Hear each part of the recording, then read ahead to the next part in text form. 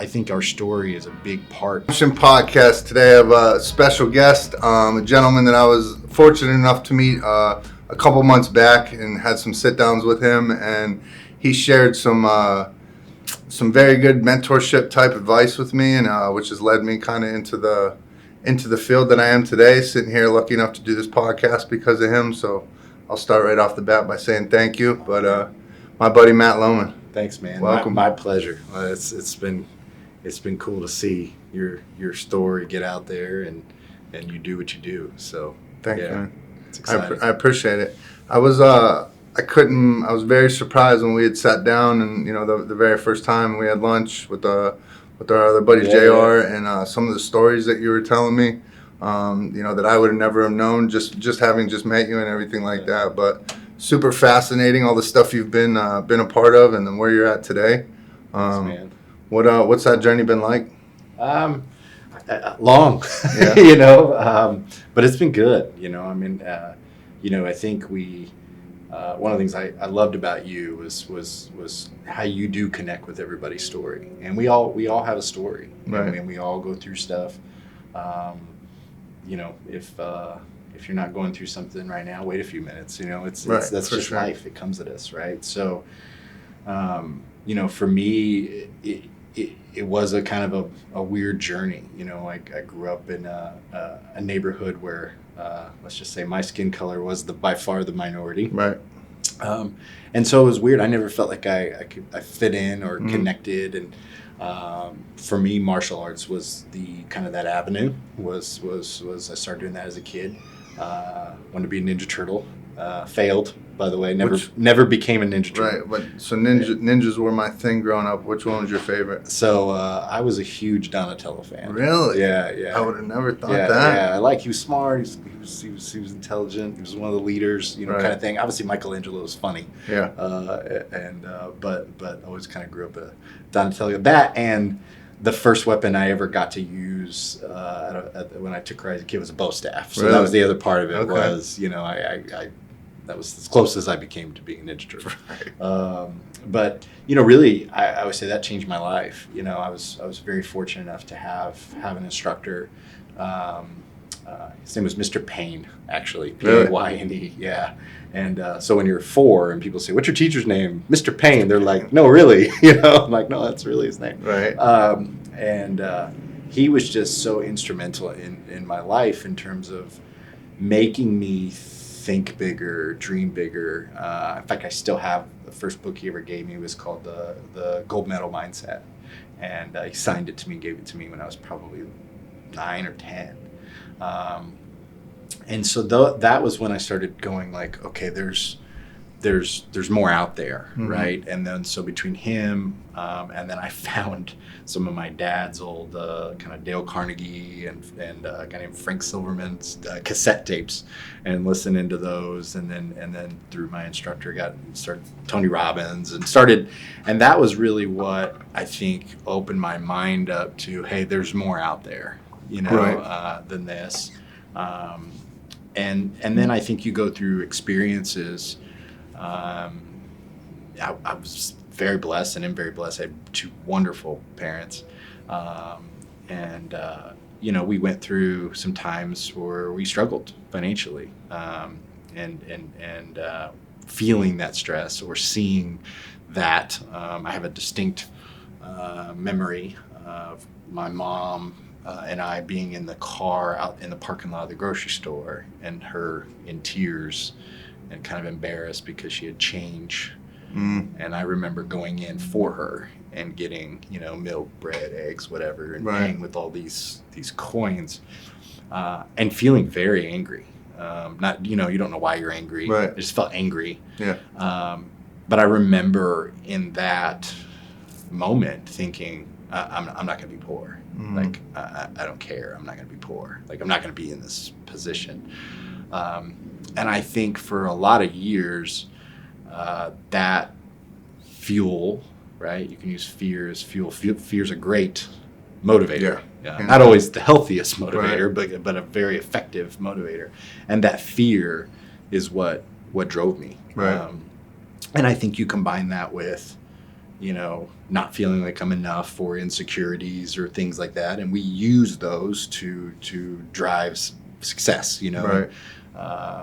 I carried the false belief for a long time of, if I achieve this, Mm-hmm. then I'll feel Yeah. worthy. If I achieve this, then I'll feel like I'm successful or I'm enough or what have you.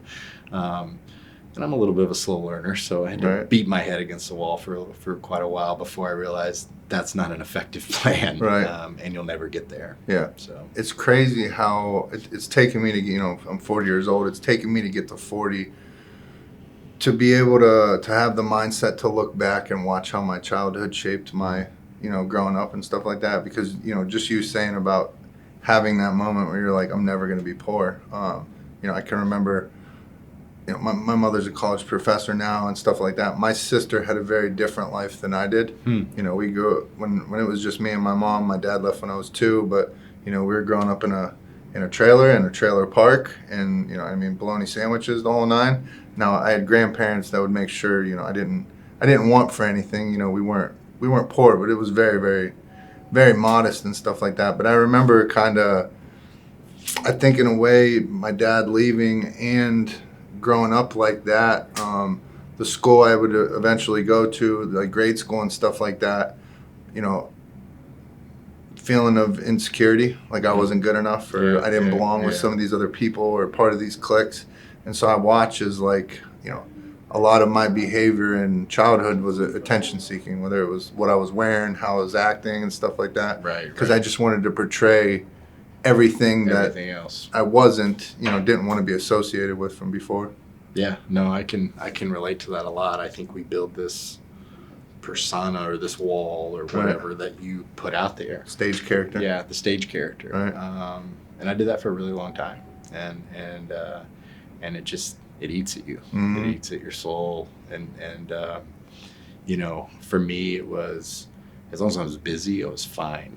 Right. Mm-hmm. It was those moments that you're alone with yourself. Yep. Right. And you have to sit with who you really are, Yep. and you have to sit with your thoughts. That you'd realize, okay, something's off. Something's not right. Something needs to shift. And so for me, I think I was just always searching Mm-hmm. for that. And so it was, let me go, try to make money. Let me go, try to have all the trappings of success, whether that be, things or girls or, whatever, in parties. And you try that, and it's a temporary fix. And then you realize, okay, well, that's empty. And then I made a very conscious decision, stupid conscious decision of my parents seem really happy and they're married, so I'll just get married. Right. Like, that'll do it. That's what's missing. And so, I'm 21 years old and kind of on my own since I was 16, and all of a sudden it's like, okay, I'll try this. And I think 3 months later, I had met a girl, got engaged, and very quickly. I was at 21. Yeah, 21, 22. I think by the time I got married. I didn't start making good decisions till I was mid-30s. Well, I didn't say it was a good decision. No, I know, that's what I'm saying. Yes, so I yeah. see people young like that get married, and it's like, And neither one of us were ready, and Right. I got 2 incredible kids out of it, and so I don't regret that piece of it. But very quickly realized I can't even take care of me. Mm-hmm. Like, I'm not ready for this, right? And neither was she, and so that was short lived. I had a practice marriage, right? So but it was after that I think led to some really good changes for me. When you're at the bottom, which I definitely was on the heels of that, you have a choice. You can either fold or you can look up. Yeah. Right. And for me, I was living downtown and literally flipping channels, and I saw this. It's a really, really horrible acting, cheesy Christian movie called Courageous. Mm-hmm. Great storyline, unbelievable movie, but pretty bad acting. Right. And so I have no idea what drove me to that. I grew up in a very strict Christian home, but by the time I was 16, I would say I was an atheist or agnostic at best, right? And so the fact that I even put that on is still surprising to me. But in the movie, the guy, he loses his daughter. And, I'm paraphrasing this from how I took it, but he's basically looking himself in the mirror and saying, would I wanted my daughter to marry somebody like me? And would I want my son to be like me? And at that moment, when the answer is no to that, that's a very sobering moment. Yeah. And it completely broke me. I mean, I was like on the floor bawling. Right. And I feel like that was the turning point for me, where I was like, something's got to give, right? And by all external views, I looked like I was successful and I had it together, and I had a lot of things that maybe people would enjoy. Well, when that's the case, but internally you're still not happy, that actually is worse. Right. When people are coming up to you, congratulating you on your success, you feel more defective. You feel more something's wrong with you. Right. And so, you feel like this imposter, Yep. and which wears on you. I mean, it's draining mentally, emotionally, physically. I think it affects your health, all of it. Right.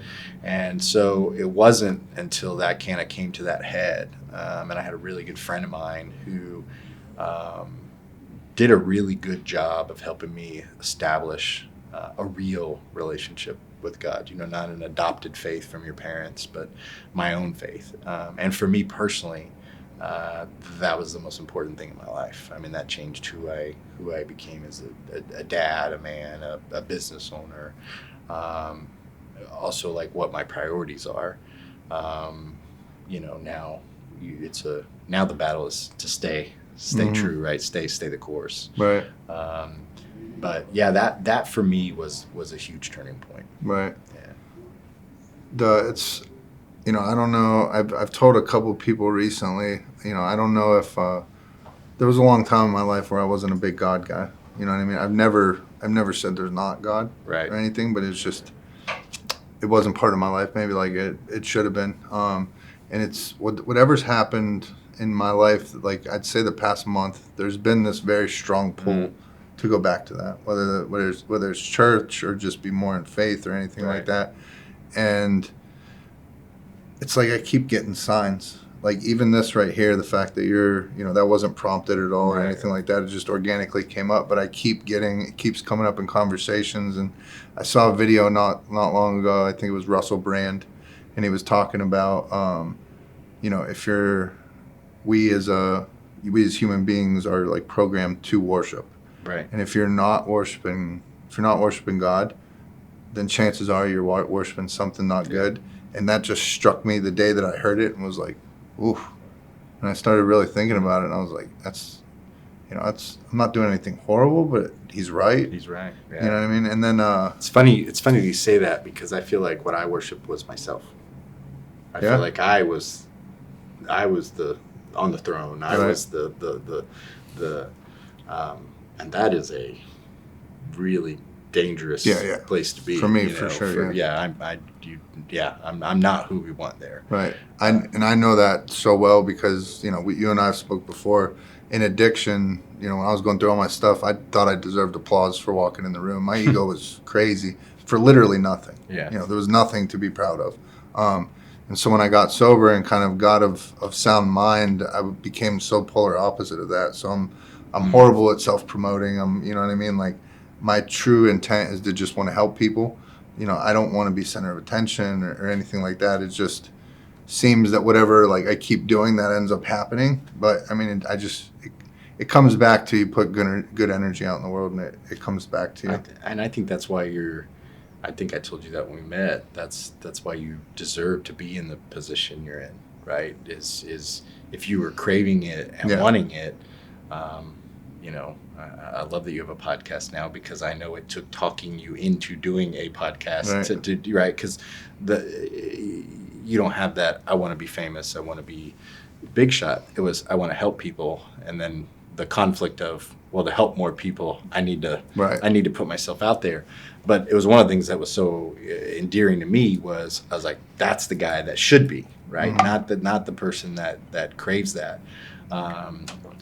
For me, I did a lot of public speaking. I was in a lot of those things. And what I learned is that I really like it, and I could get all my needs met from doing it. And so I can relate being on stage in front of people to an alcoholic in a bar, and for me, it could be dangerous. Because I can start getting all my needs met from that, and that's all very superficial and not real and fleeting. And so it's always being very conscious about that. And so actually for quite a few years, I just didn't do it because I didn't know how to do it without engaging in that way.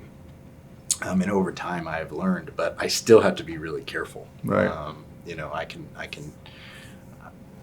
I'm good at it, but I can turn it into the Matt show quickly. Right. If I'm not aware of it. There's, you saying that reminded me of another, I don't know if there's a clip of Francis Ngannou was on Mike Tyson's podcast. Yeah. Okay. Yeah. And they're training, right? Yeah. And so one of the things he said to Francis Ngannou, he basically brought up God to him, and he said, hey, like, don't get it twisted. Like, the devil the devil, evil, whatever, talks to you too. And he talks louder and all that stuff. And it's like, he was basically saying, like, if you're not in line in faith or in God, how easy it can get pulled you the other way. And like you're saying, getting all your needs met from being on stage or being a prize fighter or any of these stuff. And like, once again, that video hit me because it's like, having a podcast or, somebody big on social media or speaking like that, you're going to get attention. Right. And so the people that I always ask to come on this podcast, like,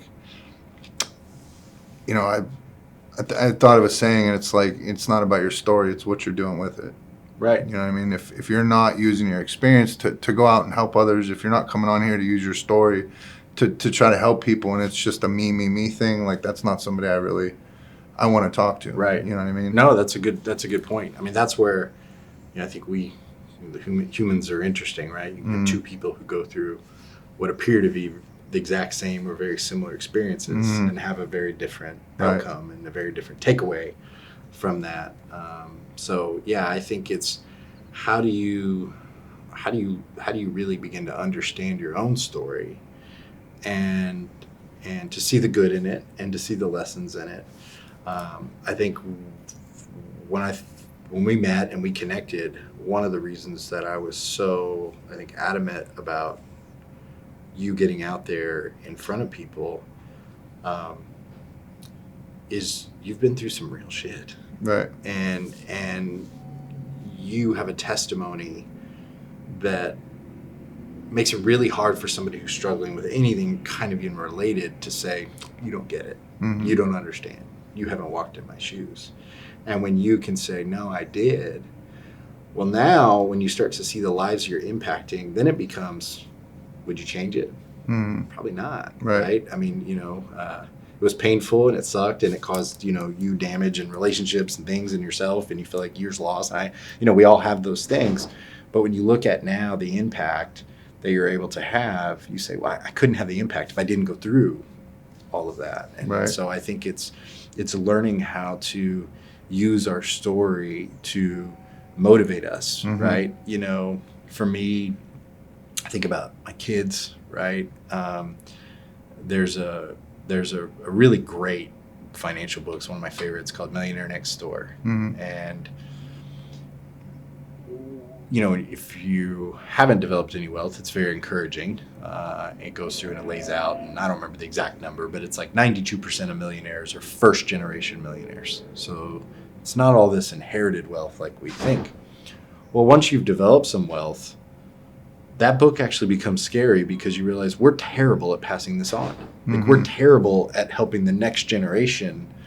And so it's this constant balance of, I want to bless my kids and protect them, but I also want them to learn the lessons that I learned. Right. And so I think as you get into more affluent environments, we're hindering our kids in some ways because we're removing some of those lessons that were so crucial to our development by making things quote unquote easy, and solving their problems for them.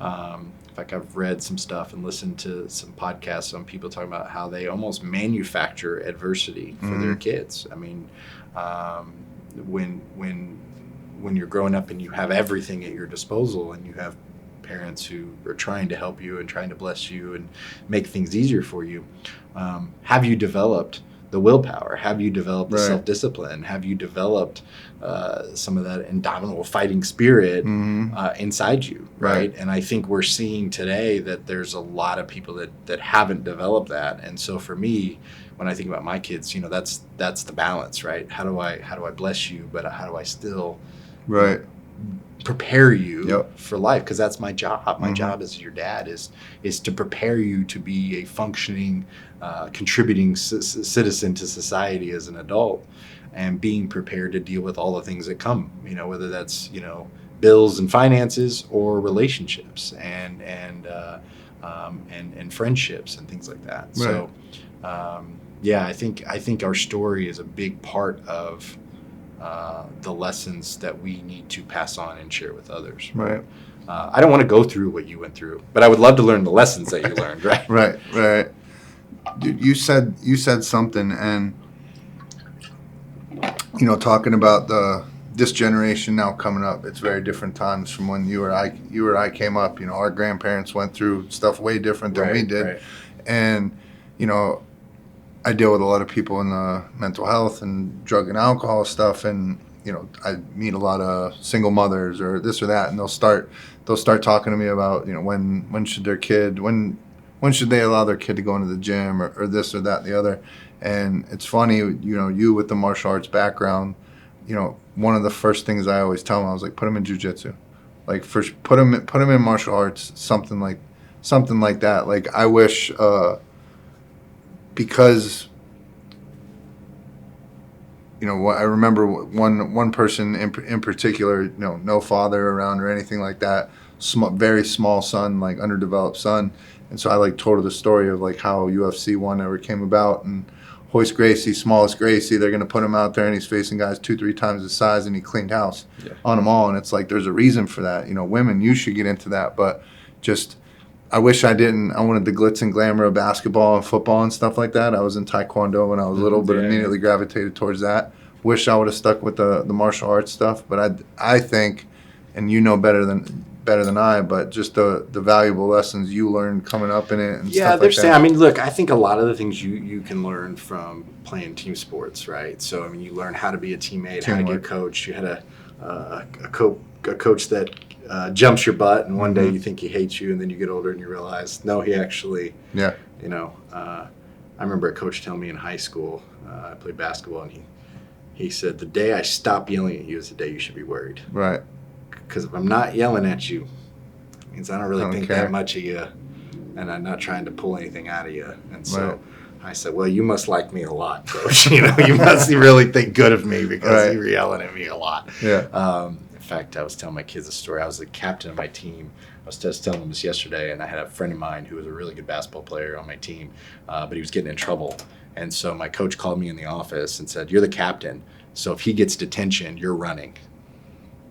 I was like, what? Right. And I remember he got detention for being late to class. He wasn't even in my class. And then he didn't run. I had to run, and I had to run wind sprints. And so after that, I was like meeting him at every class, like pretty much grabbing him by his backpack and taking him to class. But so I think you can learn a lot of that stuff. For me, martial arts was huge in terms of the self-discipline, but also just the positive attitude. We had this thing called Student Creed, and I still know it to this day. There's four student creeds, right? So, and it talks all about developing yourself in a positive manner, avoid anything that will reduce your physical growth or mental health. Like walking through these things to say, a declaration, right? Every day we'd say at the beginning and end of every class, Right. The student creed, and it was a declaration about who I am, Mm-hmm. right? And about I am disciplined, I am confident, and then there is a confidence to know that I can defend myself. When I taught martial arts, I'd always say, like, your kid's going to learn how to defend themselves. My hope is that they never have to use it. Yeah. Right, but there's a confidence knowing that you could. Yeah, you operate very differently, knowing you can defend yourself. Knowing you can. That's right. But the life skills that you'll learn along the way, right? That was where I did learn to public speaking. That is where I learned, good eye contact, how to shake hands, how to walk. I mean, I remember teaching us, how to walk with our shoulders straight. I grew up in the hood. We didn't walk that way, Right. So it was, we're going to show you how to be successful, right? And I didn't know it at the time, right? You didn't see all the applications. I thought I was just being trained to be a martial arts, guy or teacher or whatever. But later you realize, like, no, these are the things that can go elsewhere. So, when I taught, the way I looked at it was, we're a leadership training academy. We just happen to use martial arts as the vehicle. Right. Like that's really what it is. Sometimes, because I did compete and stuff, people would come in and they'd want me to train their kid to be a fighter. And I would say, well, we're probably not the school for that. And because I just learned that that's not the benefit, right? I mean, the benefit is all the other stuff. And that's the stuff that's going to help them every day. Mm-hmm. It's, I'm not walking around throwing turn back kicks every day. You Right, know right. what I mean? Like, Yeah. I don't do that, but I do speak to people every Mm-hmm. day. I'm in situations where, I have to hold morals and values and stick up for what's right and communicate effectively. Yeah. So, yeah, it's true. Very true. When you said about having to run because the guy being late, they taught us that very quickly in the military. They would always single somebody out, whoever the biggest fuck up was in the entire platoon, they single him out, and then we all do push-ups for him messing up. And, like, if you ever become that person where everyone else is doing push-ups, it's the worst feeling in the world. It's funny. He's very successful now, and I like to give him crap about it because I'm like, at one point, and I was in really good shape because I was training all the time for martial arts, so usually, like, exercise nothing. But I remember one time specifically, my coach said, "You're gonna run till you puke," and I was running to puke because he got detention on game day. And if you had detention on game day, you couldn't play. And so that was the deal. And so I had to run till I puked before the game. And so that was like, okay. So those are those memories where you're like, Right. but I can tell you that he didn't get detention again the rest of the year. That's for dang sure. I'm Right. sure of that. So, but those are good lessons. Yeah, you for learn sure. about being a team. You're going to win together. You're going to lose together. And so I do think, growing up, sports is a great avenue to overcome adversity and to learn to deal with winning and losing and Right. team and coaches and, what do you do if a coach doesn't like you and how do you overcome that, and it builds character. Yeah, for that sure. and for most people, a lot of the relationships they have the rest of their lives are people that they grew up doing physical activities Yeah. with, right? Even I don't know, like 6 months ago, I went to a dinner and it was a whole bunch of martial artists that I grew up with. Some of these guys I haven't seen 20-something years. It was really, really a lot of fun. And, there's an instant bond because we have bled together. We have sweat together. We have been through stuff together. So I got my first black belt when I was 9 years old, my junior black belt. And at that dinner, there was 3 guys that tested with me on that same day. So Really? we had that, and we kind of grew up training together. Most of our belt tests were together. And so, you have that bond, Right. those memories of, overcoming very hard physical things, Mm-hmm. at a young age, together. Right. Together, because it's, in fact, we were talking about that dinner. I said, do you remember we went to eat after our test? And all the parents were all excited, and we were all just asleep in the booths Really? at this restaurant. Yeah, our test was like 5 hours long, and Just dead tired, we were passed just out. dead tired. And so like all the parents are there, and I remember all of us just sleeping in the booths. Like we didn't eat nothing. We're like, we just go home, Right. and so we were talking about that. You know, everybody has those memories. Right. So. Yeah, I think that's important for kids these days. It's scary. I mean, I don't have kids. I know you do. I don't know if they play sports or not, but like knowing all that we learned through that stuff for kids now that are unfortunately they're only playing video games or something like that. Like it's crazy to see when now I'll be more caught off guard to see two kids out in the yard throwing a football back and forth. Right. Like you see that, you're like, oh, what? They're outside. Oh my goodness! Like there's no kid. I live in a new neighborhood. There's no kids riding bikes around there, stuff like that. Times, it's scary for me for the generation now that's not getting into stuff. Well, like that. and there's so much pressure. I think about the pressure I put on myself from my own insecurities or not feeling enough. If social media would have existed when I was a kid, I think these kids are dealing with things that we've never dealt with. Right. No, for sure. The pressure that's on them from a young age, they compare themselves to the world. Yeah. You know, whereas I compared myself to the kids on my street. Right. You know, I mean, it was just a very different place. And so I do think that's why you see more mental health challenges and kids that seem like they're depressed and or are depressed at a very young age. The pressures that are on them today. I mean, I've got a daughter. She just started her first year of high school last week. The pressures on a high school girl today. Mm-hmm. I don't know if you remember. You know, when I was in high school, girls didn't have a clue how to wear makeup. I mean, they look like clowns, right? I mean, but now these girls, they watch all this stuff. They're professionals, right? They're contouring, and they're constantly thinking about what they're wearing, how they're going to look, and the pressure that they get. It's not just the person on the bus that maybe we had growing up, but now it's hundreds of people online. Right. Bullying in person's bad enough. Can you imagine people now that are, and you get it online? They're keyboard crusaders. So I do think and I do think this generation has some things harder for sure. Yeah. And I think what you're doing and having conversations around healthy outlets. How do you have good mental health, physical health, spiritual health? Needs to be part of the conversations at as young an age as possible. Yeah. Because they're going to build those habits, and I know my kids are going to make mistakes. I just want them to make different mistakes than I made, right? And learn from my mistakes. Hopefully, right. Some of them they'll have to learn for themselves. But that would be the goal, that they would make new mistakes and be better than I was in every way. And that's the hope. But yeah, society today, I would not want to be a teenager today. No. I do not envy them. Yeah, I couldn't. Yeah. I couldn't fathom it. I wish my body felt like it did when I was a teenager and didn't hurt all the time. Right. But no, I would not want to go back into that world. There's just so much pressure. Yeah.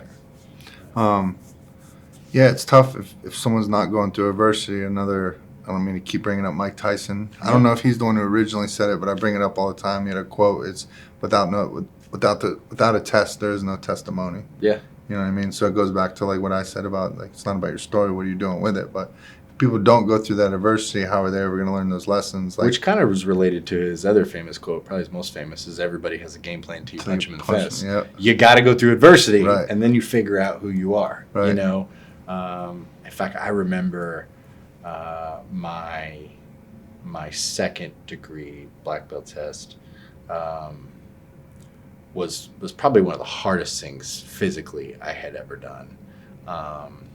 Just a ridiculous amount of running and push-ups and kicks and burpees and squats and it's just non-stop. Right.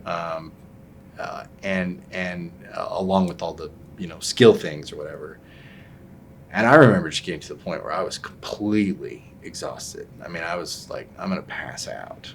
And I remember the guy running the test, they brought in like this guest instructor to run the test. And he said, now that everybody's exhausted, we can begin the test. And I remember thinking, are you crazy? Right. But I get what he meant by that. It's Yeah. like now you've reached that point where now you got to decide. Right. Do you want this? Mm-hmm. And are you willing to go through it? And then, you know, flash forward to me teaching. There's a guy who was one of my and still is one of my biggest mentors and people that helped me in my life from a business perspective, and just a wonderful guy. And he was a student, and I remember his black belt test. He'd thrown up a couple times, and he was on the ground, hands and knees, just couldn't even get up, trying to catch his breath. And his son came over, and there's actually a picture of his son with his hand on his dad's back. And I'm leaning down talking to him, and I'm telling him, you know, your body's designed to never quit. It's just going to quit when your mind tells it to. Like, right. Your body can go forever. It's your mind that'll give up first. And he looked at me. He goes, "Okay, how we doing?" I said, "Good. You're halfway done." And so he always said, when he said that, I was like, "Oh," right. You know, like and I always thought that, and still to this day, once a year I'll conduct a black belt test. My job as that facilitator is to push you to the point where you have to make that decision. Right. Am I going to quit? And everybody's different, right? So people always say, like, what is it? Well, I'm gauging everybody in the room. I got to get everybody in the room to that wall of, I don't think I can do this. Yep. You know, I know in your races, you have to have those moments, right? So many times. Yeah. When I found out you did a 100-mile race, I was like, wow, okay. You know, I did one marathon and thought, check that box. I'm not doing that again, right? You know, I think I told you the story. I got done. My family's there. We're all celebrating, and then all of a sudden the crowd starts cheering, and this guy's like 85 years old, and he comes down, and they're like saying he's just completed his whatever 100th marathon, and they're clapping, and my dad just leans over and goes, "You barely beat the 90-year-old by like 2 minutes." and I'm like, I'm not a runner, okay? Right. Calm down. I finished, all right? Yeah. But you know, even then, why is that guy at that age still doing it, right? Because he's challenging himself, he's pushing himself, he's overcoming that adversity, and adversity is not bad. Adversity is good, and when you begin to embrace adversity as good and healthy, it can be a big part of it. In fact, we're just watching on Netflix their Netflix plug. Maybe we'll get sponsored by Netflix now. They have a new documentary on the blue zones that just came out, like the places in the world, the 5 regions in the world, people live the longest, the healthiest, right? And a big part of that is these people that are literally 100 years old are still having, quote unquote, adversity. They're working in the garden every day. They're squatting tons of times every day. They're moving. They're agile. They're using their bodies. Yep. It's when we stop doing that. It's like somebody retiring. They retire. That's right. You know, you hear. You know, my dad's that way. My dad loves to work, and I think if he ever stopped doing anything and using his mind, that he would probably deteriorate rather quickly. And so let's keep doing stuff. Yeah. Right? I think it's important. Right. You're talking about adversity, and you know, that's when you really find out.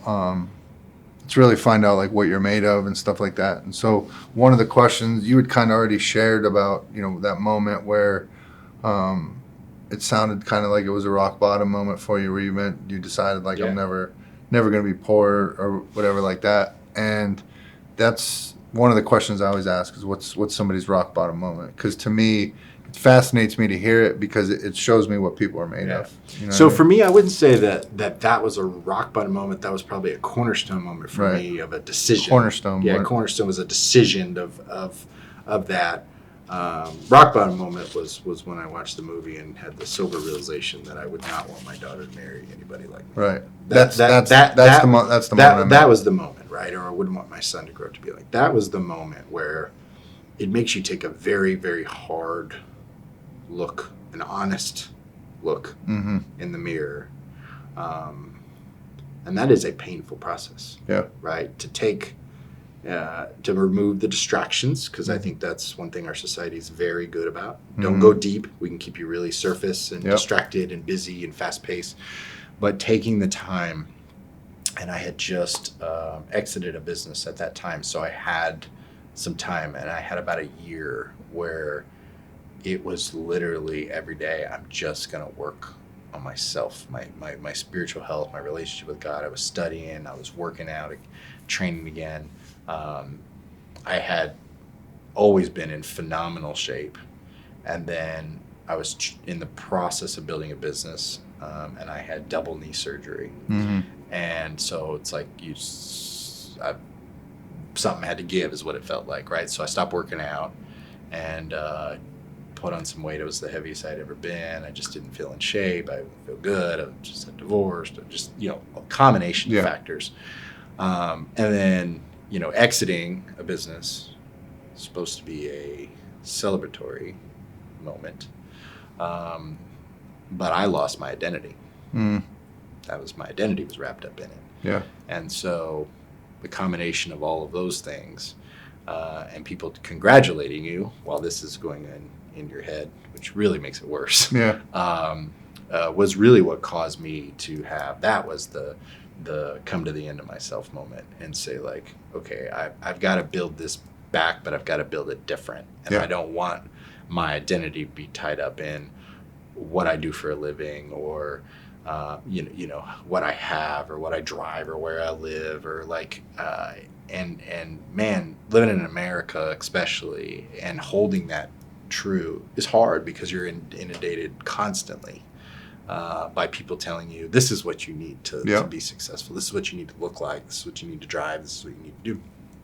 And so fighting that fight, but we're one of the only societies on the planet in the history of the world that when people say, what do? We lead with what we do for work. Yeah. And I think now I'm like, there's more to me than that, right? Like I'm a dad, I'm a son, I'm a friend, I'm a brother. There's all these things that I am. I'm not just what I do for a living. Right. And I think getting wrapped up in that is easy here. We also tend to wear a badge of honor in this country of killing ourselves. Like I'm burning the candle at both ends. I'm I sleep stressed. 4 hours I sleep a night. 4 hours a night. We work 16-hour days. I don't take any day. And this badge of honor. And I say this when we onboard a new employee at my company is nobody's going to lay on their deathbed and go, gosh, I wish I worked more. Right. Nope, nobody. Right. So if we're going to work, first of all, let's enjoy the people we work with. Mm-hmm. Let's enjoy what we do. Let's have a healthy culture, a healthy environment. But let's also keep it in perspective. Yeah. Right. And it's my job as a leader of the organization to give people permission to keep that in perspective, which means I want you to be at your kids' games and I want you to be able to go to practices and go to daddy-daughter dances. And if you're, one of your parents gets sick, go help take care of them and do these things. Otherwise, what are we doing? Yeah. I mean, we're just on the rat race. We're just spinning the wheels. So for me, that's been really key. And where do I source my identity? Where will I draw that from? And it also makes it that when you go through tough times, like, if, and the easiest example is, you see this because they talk about it all the time, is, a mother whose whole life is her kids, and then her kids go off to college, and that was her whole identity was being a mom, and now she's stuck going, I don't know who I am. Yeah. Right? And so we shouldn't even have our identity wrapped up in our kids, let alone just a business, a job, or whatever. And I've got a bunch of friends that were, professional athletes and played basketball and football and different sports, and watching them go through that transition when they can't play anymore. Their whole identity from the time they were in elementary on up was you are this. You are a basketball player. You are this stud athlete. Yep. And then one day that's taken away. Yep. Right? And then that's the hardest moment in their life is to figure out now what, right? And when you're trying to figure out now what, and you've lost your identity, and you have a good amount of disposable income. Yep. Let's just say that. That can be very healthy or extremely destructive, right? It's the worst thing when you have time, right? You have an idle mind and you have resources. You're either going to go do something very productive and very healthy for you, or you're probably going to ruin your life. Yep. And unfortunately, I have friends that have gone both of those paths. Right. And so for me now, it really is, I don't want my identity wrapped up into that thing. If your identity was just being a runner and then you can't run anymore, right, because of knees and ankles and whatever, well, now what? Right. And so you've got to be attached to something more than that. And to me, that goes back to my relationship with God. Is where do I draw my identity? Where am I getting that from? What's the source that I'm looking at to say who am I and how do you see me, and what's reflecting back? And so for me, that's always the daily go back. Right, dude. It's so crazy. Everything you're saying right now, how prevalent that has been for me. Because if you know about my story, I was a basketball player growing up. I got in a car accident my junior year, lost basketball as an opportunity, and that's literally where my life went left. And I got into the drug crowd and stuff. And then one of the most beneficial things that had ever happened to me was when I was in treatment, I went and did this men's retreat, and the whole weekend was about finding out who your true identity is. And so then you realize, I could have gave you a very generic statement that my name's Sean, I'm a nice guy. You know what I mean? Like, I didn't know who I was, especially as an addict for so long and stuff like that, and losing everything in my life to now not know. And then so you wonder how it doesn't even go for just addicts, but regular people. It's like, how do people know how to operate? For me, when I found out what my identity was, that set the bar for me. So now I know if I'm living below, and if I need to up my game. If people don't know where the bar is, then they're just all over the place. And that's where I think where you bring that where the bar is. I think we live in that society today of relative truth. Mm-hmm. Well, truth isn't relative, right? It's truth. Right. Just because you don't know it doesn't mean it's not true. There's a lot of things about science that I don't know. It doesn't mean it's not true. Right. But we've gotten into the point of society where there's no bar. There's no. It's just whatever you feel, whatever you think, whatever you go. And I can see some of the benefit of some of that mentality and why it came about. But the reality is there's no standard. Right. And when we don't have standards for ourselves or for society, then things can go downhill. Yeah, for sure. A couple weeks ago, my buddy Nate Boyer was on the podcast, and I don't know if you know who he is. He Special Forces soldier, was in the NFL for a short time. He was involved with helping Colin Kaepernick when it was the whole sitting on the bench or kneeling. He helped him out with that, and then so he ended up starting I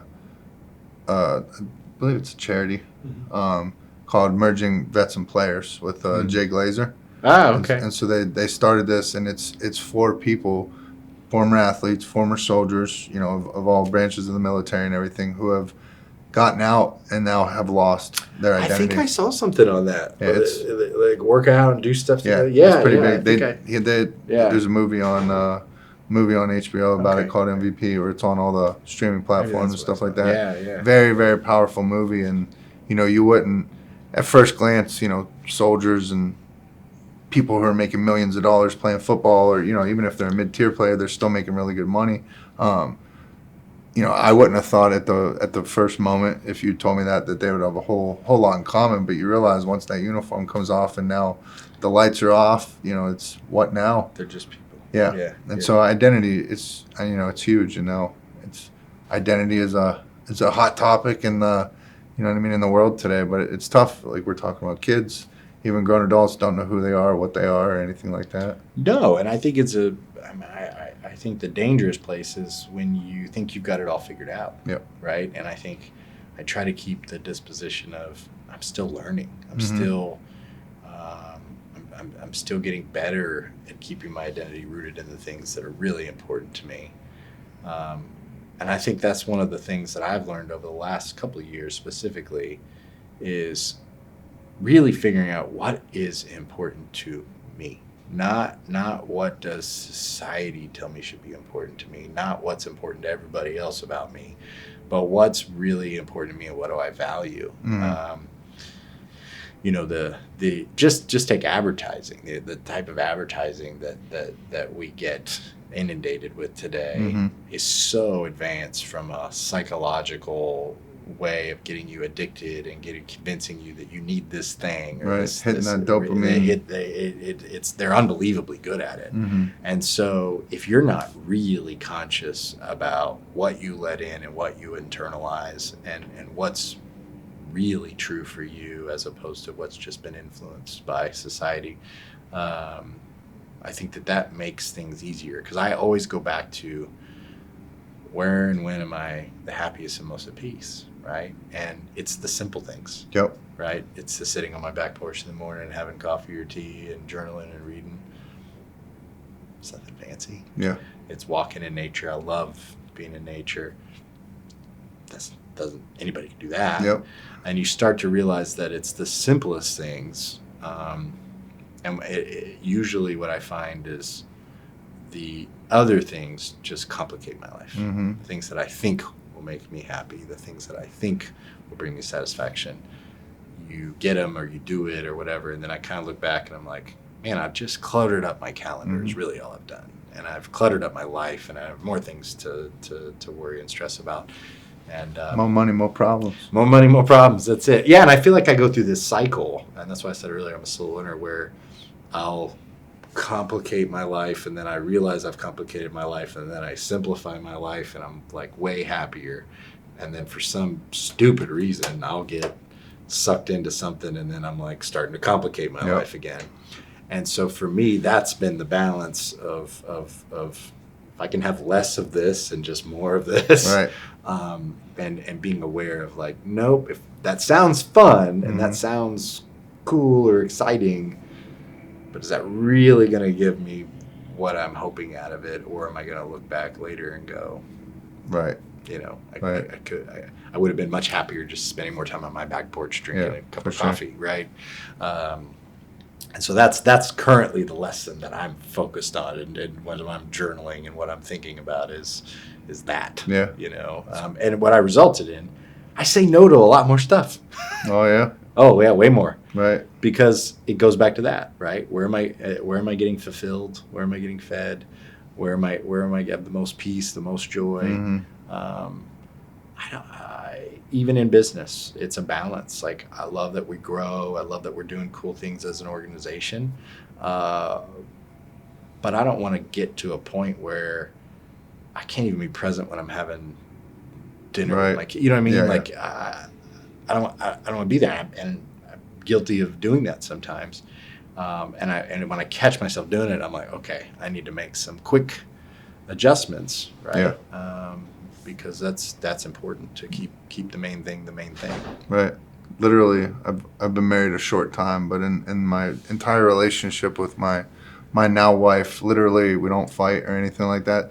The only time we've even had and the reason I married her is because my life, I was so used to this, and she has just been this constant, steady, no super high highs, no super low lows, like everything works like it should.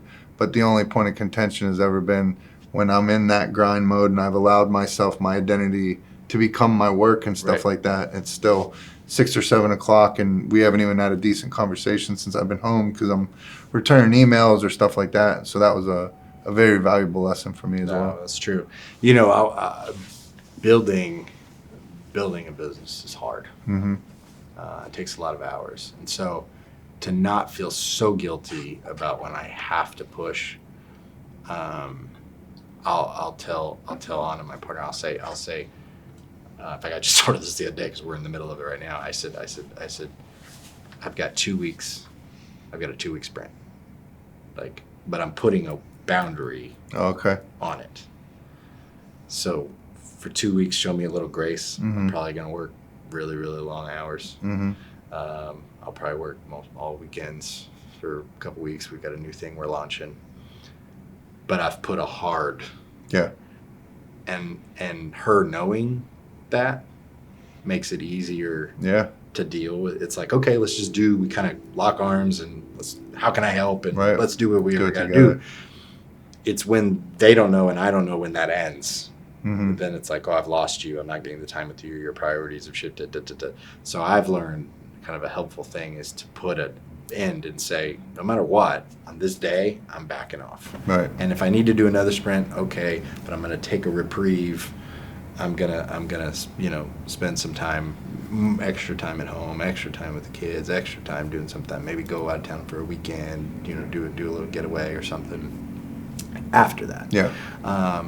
That has helped me not feel so guilty Right. doing that. Yeah. And also helped me not get caught up in 2 weeks turn into 2 years. Yeah. I love kind of like speaking. I love business. I love everything about it. I can get my needs met from there too. So I'm aware of that. Mm-hmm. Sometimes the more juiced I feel and the more fired up I am about what's going on at work, that's actually the time that I feel like I need to like take a pause and be like, wait a second. Right. What are your priorities getting out of Mm-hmm. whack here? And just being aware, I think, is really key. Right. So don't feel guilty. Right. Just put a hard date on it. A hard date on it. Good right? marital advice there. Put a hard date on it, man. Just here, or block off. Like when I was first scaling the company, I would block off Wednesday afternoons. Mm-hmm. And it was like Wednesday afternoons. I liked Wednesday afternoons because it was a midweek, so it was like kind of broke up the week. Because you have the weekend, and then you get and I would just take the afternoon, and no matter, and I would, if that meant I was working a 16 or 18 hour day, Tuesday, so be it. Right. But Wednesday afternoon, was that, Yeah, and there you go. those moments help. Right. For sure. Good. What? So you talked about your rock bottom moment in life, and so do you say throughout your journey, do you have a defining moment that was kind of like your moment of redemption, kind of a point in your life where you looked around and you're like, oh shit, like I made it, like I'm doing what I'm supposed to be doing, like. Yeah. Candidly, so I got to know the Lord. I became a follower of Christ, and I guess that would be now 14 or 15 years ago. 15 years ago. I got married again. I was married for almost 10 years. And then a couple years ago, I was totally blindsided by, hey, I want a divorce. Okay. And I'm not going to say it didn't rock me to the core, but I quickly realized I'm not the same person I used to be. Mm-hmm. My identity is not wrapped up in who I'm with. The public perception of now a second divorce, right? So for me, that was kind of a moment where when I was healing and processing that trauma, because it's absolutely trauma, that I realized my identity is rooted in something bigger than me, than my kids, than Right. anything else. And it was at that moment where I felt like my faith, the rubber hit the road. Yeah. And I'm like, I'm going to be okay. Yeah, like God's got me. I'm good. And I just honed in on the things that really mattered and shut absolutely everything else out. Right. And so for me, even though it was, a horrible thing that I don't wish on anybody, it taught me, it showed me my growth. Yeah. It showed me how much I had grown. That's powerful. Yeah, so that was a good, coming out of it was like, I'm going to be okay. Good. I think it's so easy to get our identities wrapped up in who we're with and people's perception and how you're known in society and in the community and all those things. And so when that all happened, to be able to relinquish the feeling of I need to control the narrative, I need to, damage control. I need to, what, I just got to a place of, I was really strangely at peace in the storm, right? Yeah. And it talks about that in the Bible. It talks about experiencing peace in the middle of a storm. And so for me, there was a pretty crazy storm going around. And I just had this peace, I out, got an apartment and all that stuff. And I would go home at night, and it was like I was at peace. Right. I had a peaceful home, and so I found solace in that. Right. So, yeah, I would say that was probably the moment where I, and by moment, no period of months, where I realized, maybe this work I'm doing on myself has paid off a little bit all these years. Right. Yeah, it didn't have the effect that it would have before. Yeah, for sure. That's very, very good redemption moment right there. Powerful. So I got some more fun questions for you now. They're meant to be kind of rapid fire. So just first thing that comes to mind. Sean, real quick, are you okay with your other guest? Do you need to call him or talk? I was thinking of that, but I just wanted to wait till this part to so you could double check. I'm glad you paused it because I didn't want to. Yeah, no. Sorry. No, you're good. It's a good moment for everybody to take a breather. Keep going. But if you need to call him or something, just let me know. We'll cut. I should always get their numbers from you before we roll, just in case. Okay. Yeah, and you know what? I just realized I've got a Zoom in 10 minutes, so we'll just. Here, are we good? Are we right? Are we good? Yeah, still rolling. Yeah. All right. Okay. Oh, we are still rolling. Okay. Good. All right. Let's. What was the last thing I said? I'll launch right into, so Okay. we always do All two right. questions. All right. What would you say is your fight song? My fight song. You mean like when I actually fought? Sorry. Go ahead and launch back into it. Give the intro, Okay. So at the end of the podcast, we always Okay. like to do this. Yeah. You're good. All right. So towards the end of the podcast, one thing I like to do is I got some rapid fire questions for you. So first thing that comes to mind. There's no wrong answers. Okay. All right. What would you say is your fight song? You're about to walk out tonight for the heavyweight championship. Oh, like real fight. in Okay. the UFC. Yeah. What song gets Matt going? What's the song? I think was it Godsmack, the Hand of God. Okay. All right. I think it's probably that one. Always got me pretty hype. And then I used to some of the Eminem stuff back in the day. Yeah. Some like Lose Yourself. Yeah, or Lose something Yourself, like stuff like that. I think I came out to that a couple times. that. I remember when I first watched that movie, and there's the very first song in the movie is Mobb Deep, Shook Ones, and he's in the mirror. I can remember getting the goosebumps sitting there watching it, listening. It got me so hyped up. Yep. So I would say those two for That's sure. good. What's your favorite sport to watch? College basketball. College basketball. Final Four. Okay. Oh, you don't start watching till the Final Four? I don't watch a lot throughout the year, but I watch March Madness. And part of for that's something my dad and I do together. Okay. And we're huge college basketball fans. Cool. You got a squad? No, we are the ultimate bandwagon fans. I like that. Yeah. You pick we who you're we go gonna- to we for I don't know, almost 20 years now or something close to that. We go to Vegas every year for the opening weekend of March Madness. So you're watching a gajillion basketball games over the course of a weekend. So people say, who are you rooting for? Well, it depends on who we bet on. That's the that's the. There you go. All right. What favorite sports team? Growing up here, it's got to be Spurs. Spurs? Hands All down. right. Yeah, got to be Spurs. Favorite fighter of all time? Favorite fighter of all time. Anderson Silva's up there, but Muhammad Ali is hands down one of my heroes.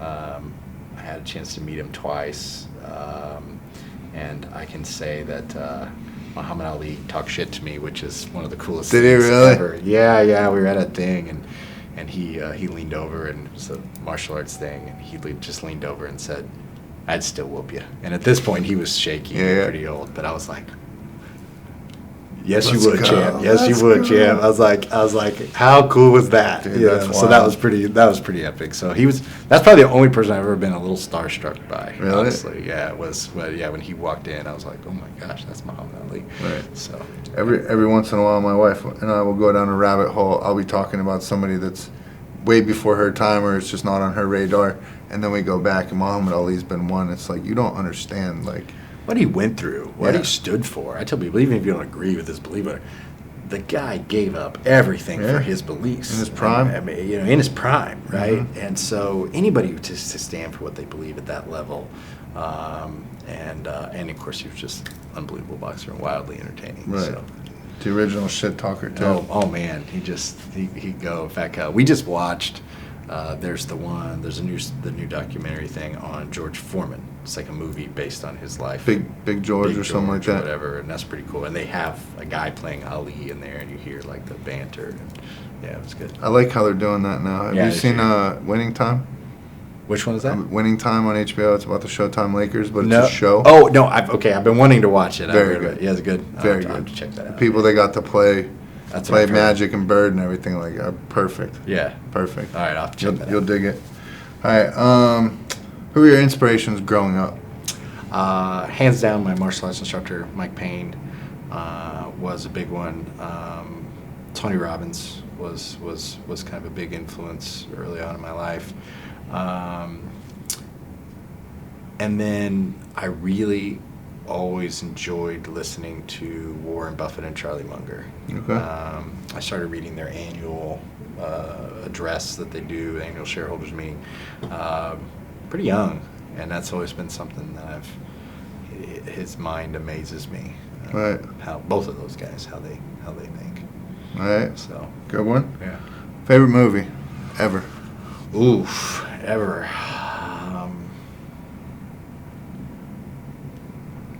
I give you one. Can I give you two? Go ahead. I give you two. Yeah, of course. Braveheart. All right. Braveheart. Yeah. And Radio. Oh, okay.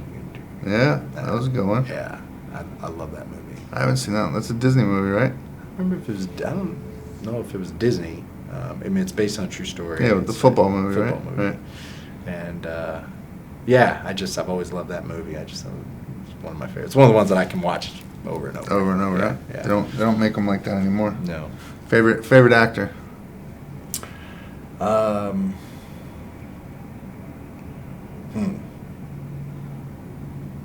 gonna say Denzel Washington. Good one. Yeah. I want to see Equalizer 3 coming out soon. Yeah. He's good. There's nobody like him. No. He's a beast. He's the ultimate badass. So these last couple might not be rapid fire, Okay. but just first thing that comes to mind. What's the best piece of business advice you've ever gotten?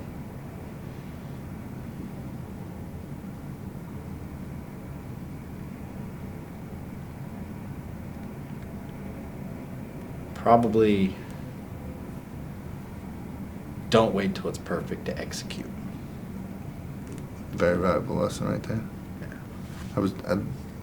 I didn't realize that's what you're gonna say, but I was just telling somebody that I used to work with. They're a perfectionist, and so that draws everything out, and they never get anything never get done anything because done. of doing that. And so I was just like, hey, like, Yeah, You can always go back and tweak. To build, you have to move the speed. So I want to fail fast. I Mhm. want to speed up our feedback loop.